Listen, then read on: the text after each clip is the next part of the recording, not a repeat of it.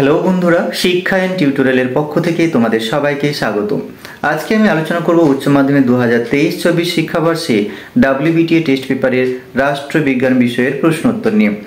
এই সেটে আমি সমস্ত এমসিকিউ আনসারগুলো দেওয়ার চেষ্টা করেছি, তোমরা সাথে থেকো। এমসিকিউ আনসারগুলো আলোচনা করার আগে অনুরোধ করবো, যারা ভিডিও দেখছো যদি ভিডিও ভালো লাগে তাহলে অবশ্যই বন্ধুদের মধ্যে শেয়ার করতে থাকো। আর যদি তোমরা আমাদের চ্যানেল নতুন হও তাহলে অবশ্যই চ্যানেলটি সাবস্ক্রাইব করে আমাদের সাথে যুক্ত থেকো। এবারে আমরা আলোচনা করব সেট নাম্বার 5-এর একের দাগের এমসিকিউ প্রশ্নগুলো। দেখে নিই এমসিকিউ প্রশ্ন উত্তর কী আছে। একের দাগের একের প্রশ্ন, ঠান্ডা লড়াইয়ের সূচনা হয়, উত্তর হবে 1945 খ্রিস্টাব্দে।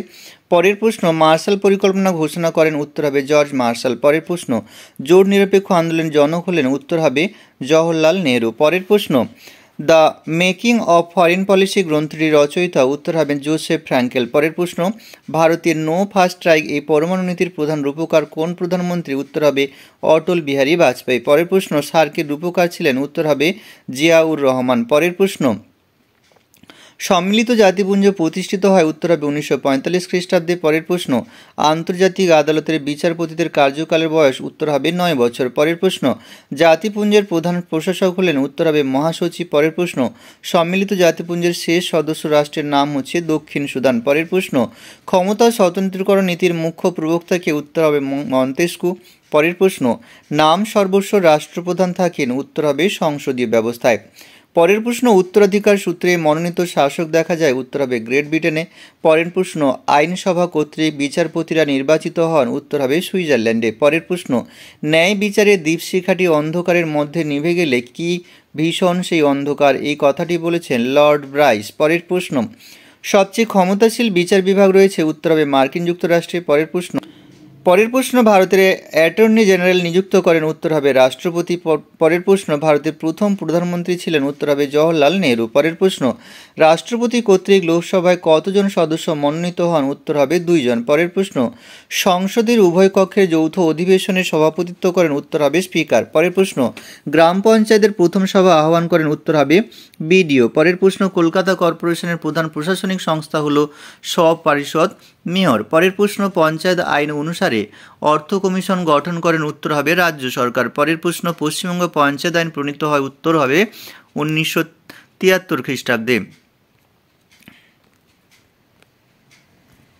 এই ছিল এই সেটের সমস্ত এমসিকিউ উত্তর। এবারে আমরা এসিকিউ প্রশ্ন উত্তরগুলো আলোচনা করার চেষ্টা করব, তোমরা সাথে থেকো। চলো দেখে নিই এসিকিউ প্রশ্ন কি আছে। এইবারে আমরা 2 দাগের এসিকিউ প্রশ্নগুলো দেখে নেব। 2 দাগের একের প্রশ্ন, মনেরো নীতি কি? 1823 সালে মার্কিন যুক্তরাষ্ট্র কর্তৃক ঘোষিত একটি বিশেষ পররাষ্ট্র নীতি। পরের প্রশ্ন, কোরিয়া যুদ্ধ কবে অনুষ্ঠিত হয়, উত্তর হবে 1950 সালে। পরের প্রশ্ন, দ্বিমেরু কেন্দ্রিক রাজনীতি বলতে কি বোঝো, উত্তর হবে দ্বিতীয় বিশ্বযুদ্ধের পর রাজনৈতিক মতাদর্শের ভিত্তিতে সমগ্র বিশ্বের 2টি মেরুতে বিভক্ত হওয়াকেই বলা হয় দ্বিমেরু কেন্দ্রিক রাজনীতি।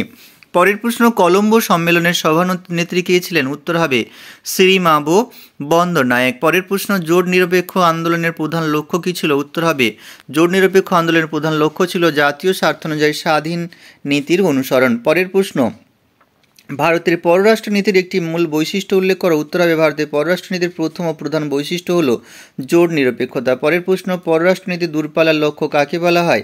পররাষ্ট্রনীতি দূরপাল্লার লক্ষ্য হল চূড়ান্ত রাজনৈতিক মতাদর্শের ভিত্তিতে আন্তর্জাতিক ব্যবস্থার পুনর্গঠন। পরের প্রশ্ন, লাহোর ঘোষণাপত্র কাদের মধ্যে স্বাক্ষরিত হয়, উত্তর হবে পাঞ্জাবের শিখ শক্তি ও ইংরেজদের মধ্যে। পরের প্রশ্ন, সাপটা বলতে কি বোঝো, উত্তর হবে সাপটা হলো সার্কের অন্তর্ভুক্ত দেশগুলির জন্য বিশেষ সুবিধাপ্রাপ্ত বাণিজ্যিক এলাকা গঠনের একটি উদ্যোগ। পরের প্রশ্ন, সার্কের 49 শীর্ষ সম্মেলন কোথায় হয়েছিল, পাকিস্তানের ইসলামাবাদে। পরের প্রশ্ন, সম্মিলিত জাতিপুঞ্জের পূর্বসূরি প্রতিষ্ঠানটির নাম, উত্তর হচ্ছে জাতিসংঘ বা লিগ অব নেশনস। পরের প্রশ্ন, সাধারণ সভার বার্ষিক অধিবেশন কবে হয়, উত্তর হবে প্রতি বছর সেপ্টেম্বর মাসের 3য় মঙ্গলবার সাধারণ পরিষদের অধিবেশন বসে। পরের প্রশ্ন, সম্মিলিত জাতিপুঞ্জ দিবস রূপে বছরে কোন দিনটি পালিত হয়, উত্তর হবে 24শে অক্টোবর। পরের প্রশ্ন, আন্তর্জাতিক আদালত কোথায় অবস্থিত, উত্তর হবে নেদারল্যান্ডসের হেগ শহরে। পরের প্রশ্ন, জাতিপুঞ্জের মহাসচিব কিভাবে নির্বাচিত হন, উত্তর হবে নিরাপত্তা পরিষদের সুপারিশক্রমে সাধারণ সভা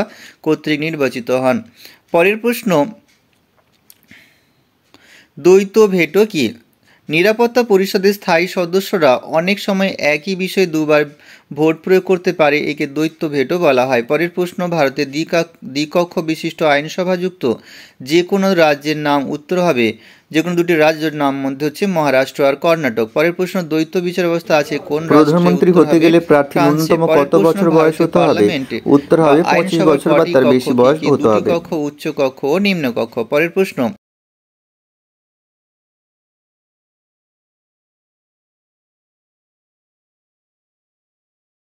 প্রশ্ন, রাষ্ট্রপতিকে শপথ বাক্য পাঠ করান কে? উত্তর হবে সুপ্রিম কোর্টের প্রধান বিচারপতি রাষ্ট্রপতিকে শপথ বাক্য পাঠ করান। পরের প্রশ্ন, নিয়মতান্ত্রিক রাজতন্ত্র কাকে বলে? উত্তর হবে যে শাসন ব্যবস্থা রাজা বা রানী তত্ত্বগতভাবে শাসন বিভাগের চূড়ান্ত কর্তৃত্বের অধিকারী হলেও প্রধানমন্ত্রীর নেতৃত্বে গঠিত একটি ক্যাবিনেটের পরামর্শে পরিচালিত হন, সেই শাসন ব্যবস্থাকে নিয়মতান্ত্রিক রাজতন্ত্র বলা হয়ে থাকে। পরের প্রশ্ন, দুটি সর্বভারতীয় কীর্তকের নাম? উত্তর হচ্ছে ভারতের প্রশাসনিক কীর্তক বা আইএএস এবং ভারতীয় আরক্ষা কীর্তক বা আইপিএস। পরের প্রশ্ন, রাজ্যপালের অনুপস্থিতিতে তার দায়িত্ব কে পালন করেন?